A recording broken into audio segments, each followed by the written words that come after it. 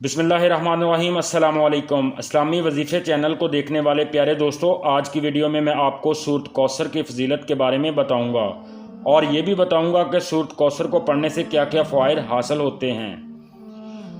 کچھ گوگل کی غلطی کی وجہ سے اردو کے الفاظ غلط لکھے ہوئے ہیں، اس کے لیے بہت معذرت۔ سورۃ کوثر پڑھنے سے کیا کیا فوائد حاصل ہوتے ہیں؟ ویسے تو سورۃ کوثر بہت سارے فوائد ہیں، لیکن اس ویڈیو میں 4 فوائد کے بارے میں بتاؤں گا جو کہ تقریباً ہر گھر میں ہونے چاہیے۔ نمبر 1 پر، اگر آپ اولاد کی نعمت سے محروم ہیں تو آپ کو بتا دوں کہ سورۃ کوثر کا وظیفہ آپ نے کس طرح کرنا ہے کہ اللہ پاک آپ کو جلد سے جلد اولاد عطا فرمائیں گے۔ نمبر 2 پہ، کاروبار میں ترقی کے لیے سورۃ کوثر کو کس طرح پڑھنا ہے۔ اور نمبر 3 پر، پریشانیوں سے بچنے کے لیے سورۃ کوثر کا کس طرح وظیفہ کرنا ہے۔ نمبر 4 کی بات کریں تو مالی مشکلات سے نکلنے کے لیے سورۃ کوثر کا کس طرح آپ نے وظیفہ کرنا ہے۔ لیکن ویڈیو شروع کرنے سے پہلے ان بہن بھائیوں سے گزارش ہے جنہوں نے ابھی تک چینل کو سبسکرائب نہیں کیا، وہ چینل کو سبسکرائب کریں اور بیل کے آئیکن کو لازمی پریس کریں تاکہ وظیفوں کی ہر نئی ویڈیو آپ تک پہنچ سکے۔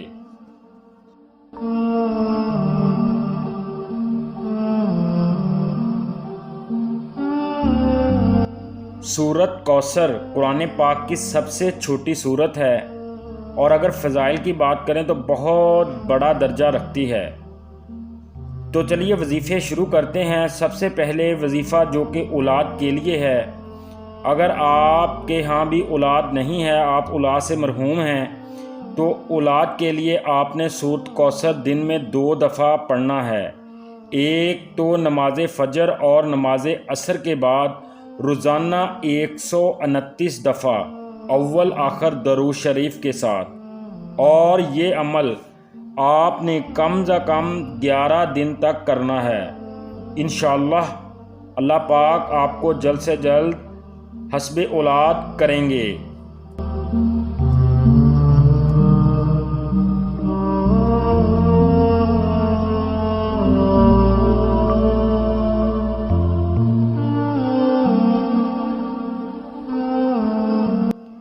نمبر 2 پر جو وظیفہ ہے، اگر آپ کاروبار میں ترقی کرنا چاہتے ہیں یا آپ کا کاروبار کی وجہ سے پریشان ہیں یا آپ کے کاروبار میں نقصان ہو چکا ہے، تو آپ نے پریشان بالکل نہیں ہونا اور سورۃ کوثر کا یہ وظیفہ یقین کے ساتھ کرنا ہے۔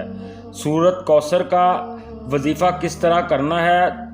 انشاءاللہ آپ کے کاروبار میں ترقی بھی ہوگی اور آپ کا کاروبار دن دگنی اور رات چگنی ترقی ضرور کرے گا۔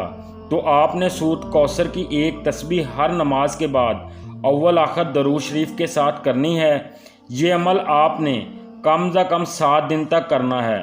انشاءاللہ اس عمل سے آپ کا کاروبار مزید ترقی کرے گا۔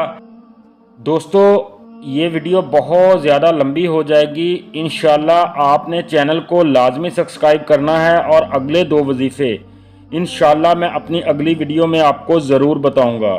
ویڈیو کو لائک ضرور کریں اور دوسرے دوستوں کے ساتھ شیئر بھی کریں، کیونکہ نیکی کی بات شیئر کرنا بھی ایک صدقہ ہے اور صدقہ بری بلاؤں کو ٹالتا ہے، اور سب سے بڑی کہ صدقہ رزق میں بھی اضافہ کرتا ہے۔ اس نیت کے ساتھ اس ویڈیو کو شیئر کریں، دوسرے دوستوں تک پہنچائیں تاکہ ان کا بھی بھلا ہو سکے اور وہ بھی اس سے فائدہ اٹھا سکیں۔ مجھے دیجیے گا اجازت، اپنا بہت سارا خیال رکھیے گا۔ السلام علیکم۔